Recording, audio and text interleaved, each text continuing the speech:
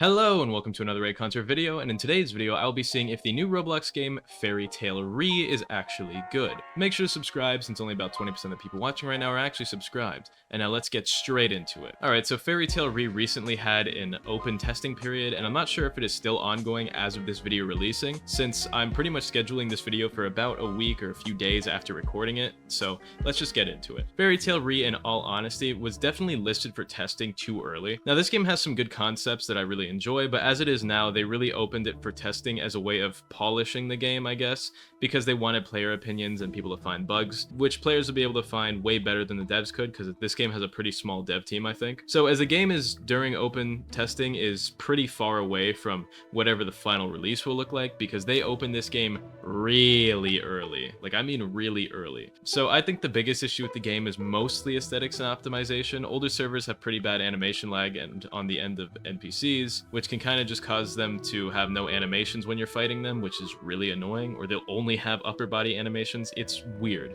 Along with that, some of the player animations and movement need a bit of polishing. Two in particular that stand out. First of all, climbing. The animation doesn't cut off after you've climbed something shorter than the maximum climb height, so it kind of just looks like you're climbing air, and along with that, when you're climbing, it locks your forward movement, so it feels like you're climbing an invisible wall that you can't walk or climb past whenever you do this. And secondly, the grip animation where you stomp on enemies, this animation was made with the movement made in it. Now the problem with that is that your camera doesn't follow your player character. Generally, when animations are made, you do not animate the character actually moving. It should be more like animating on a treadmill, where the character walks in place but doesn't actually move. The movements are done but not carried out. By animating movement and positional changes, it makes it so the camera doesn't follow an animation, and is also why after a kill, your character kind of just snaps back into position, and your camera isn't moving as they step forward to stomp on the enemy's face. So overall, to fix this, the devs just need to either script camera movement or just remove the positional changes in the animation and then script coordinate changes in movement, which is easier and also more visually appealing, so they should just do that. Along with that, the game just needs some better optimization, and then aesthetically, it's good to go. I actually really like the map's aesthetic. The green haziness is kind of nice. It kind of just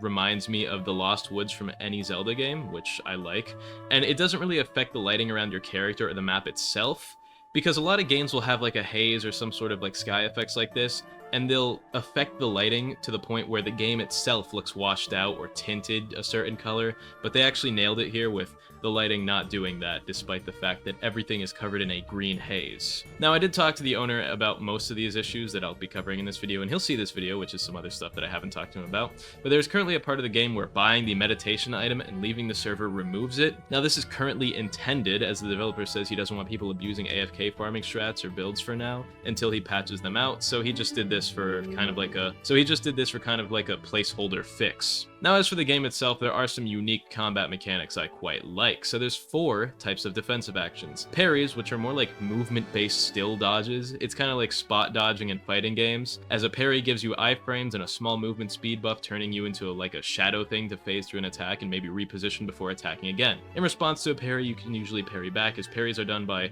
holding F to block and pressing M1, but they do not give you a major advantage other than avoiding the attack and giving you the potential to land an attack. It's not guaranteed. Then there's perfect parries, which you land by blocking without pressing M1 in time to perfect block or perfect parry, which instead of giving you the movement advantage, gives you the timing advantage on your next hit, while also allowing you to avoid critical hits without dodging, and perfect blocking crits lands you a free M1.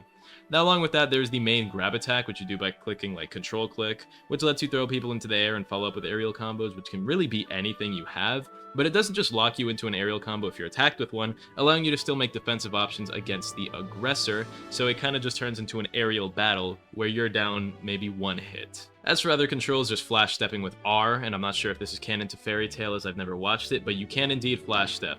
There's also aerial attacks, of course, uppercuts with, jump and M1 and stuff like that. Pretty basic stuff added to most Roblox fighting games. Now, as for progression, since this game is mostly in testing, it is a bit bare with only a couple mission board quests, but there are a few ways to get EXP other than just the mission boards. The mission boards, for example, will have quests like deliver this package, or take this thing to the bandits and then kill the bandits or whatever, right? But there's also other ways. PvP, for example, gives a lot of EXP as you get EXP upon hitting players, and at the higher levels in endgame you have the Yetis and King Yetis and other bosses, which also do stuff like unlock blessings, which are part of your progression, which give different buffs and debuffs. For example, there's Gluttony, which will give you a percentage stat buff after killing players, but going for too long without killing players debuffs you. And that's pretty much like what most of the blessings are, but based on different requirements. Like some are based on killing, some are based on like your stats, some will buff stats while nerfing others. They're just like ways for you to specialize in certain things.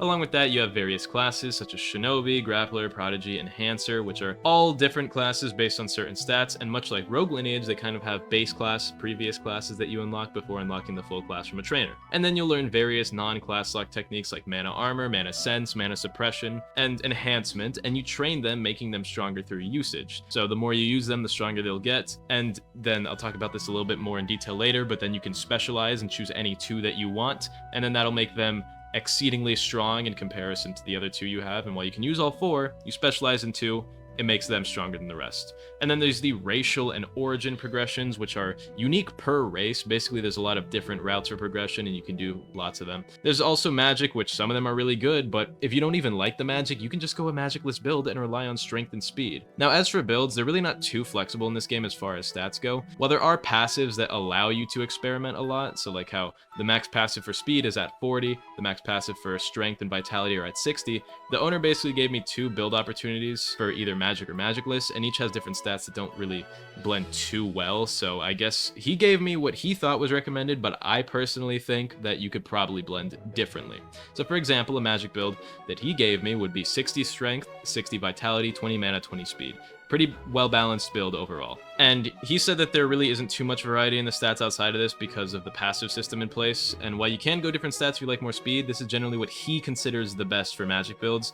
But honestly, I disagree. I think some of the passives can be blended together in ways other than this. It's just that certain things work better with certain levels. Like for strength specifically, strength scales up, but you get a massive buff for both strength and vitality at 60. So if you're going high in those, you pretty much have to go 60, otherwise you're losing out on that massive passive buff that you get to health and damage at 60.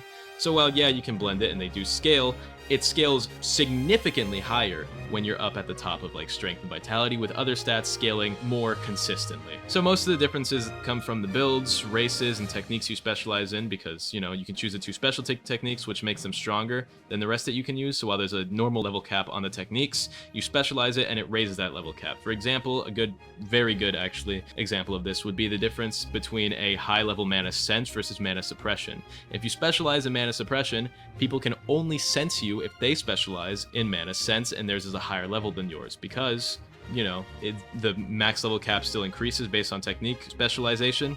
They can't sense you if you have like max mana suppression, but then you can have like max mana enhancement, which increases your damage, or mana armor, which decreases the damage you take. So overall, your variety is going to come from technique specialization, magic or magicless, race progression, blessing of choice, and to a lesser extent, stats. Because yes, stats have different passives at different levels, so you don't need to use the build that I use, but I guess that's what's the most balanced and recommended for ease of use. But overall, it's pretty cool actually. Like for example, what you could do is you can make a higher speed Shinobi class build, and then you could specialize in like mana suppression, and then you could be like a Shinobi stealth build where you sneak up on people and assassinate them and jump them, which is a pretty cool idea. The game is actually pretty fun. Like I genuinely have more playtime on this game recently than Runeslayer, and I really can't tell you why. I like what this game could be, and I feel like it could be really good. The movement complements the combat well, which most games fail to do, and while the game is a bit bare right now, the devs can definitely improve upon it significantly and make something really good. My biggest complaints are mostly aesthetic though. The NPC AI is whatever, it's not really any worse than any other Roblox games, but it's nothing special either. They kind of just attack and parry and use whatever skills they have. But yeah, I've been enjoying this game a bit. The skills are pretty fun. It has potential, and I hope the devs improve upon it and optimize it better and add more stuff, because as it is now, I don't think it's the best, but I think it has a lot of potential, and I think the devs care about it, so I hope they improve significantly, and if they don't, I'll be majorly disappointed. I have no idea in anything involving Fairy Tail because I haven't watched it or anything like that. Devs just gotta optimize the game or add content, maybe taken from Fairy Tail, I don't know. Maybe they'll add some Dragon Ball stuff and go the Type Soul route. Hope not. But yeah, we'll see. It's a pretty small team. Hope you guys enjoyed. Shoutouts to Green, Brick, Goobka, Highcard, and Drizzy Drake fan. I love you all. Have an amazing day, and goodbye.